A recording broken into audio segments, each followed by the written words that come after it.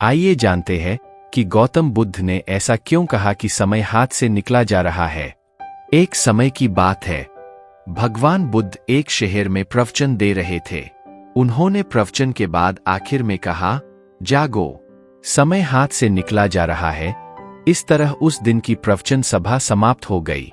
सभा के बाद तथागत ने अपने शिष्य आनंद से कहा, थोड़ी दूर घूम कर आते हैं। आनंद भगवान बुद्ध के साथ चल दिए। अभी वे विहार के मुख्य द्वार तक ही पहुंचे थे, लेकिन वहीं पर रुक गए। प्रवचन सुनने आए लोग बाहर निकल रहे थे, इसलिए भीड़ का माहौल था। वे दोनों भीड़ कम होने का इंतजार करने लगे। इसी बीच उस भीड़ से निकलकर एक स्त्री भगवान बुद्ध के नजदीक आई और उसने हाथ जोड़कर कहा, तथागत, मैं नर्तकी हूं।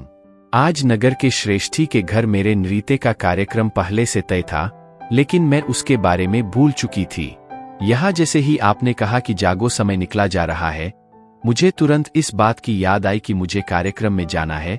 उसके बाद एक डाकू भगवान बुद्ध से मिला और उसने कहा, तथागत, मैं आपसे कोई बात छिपाऊंगा नहीं।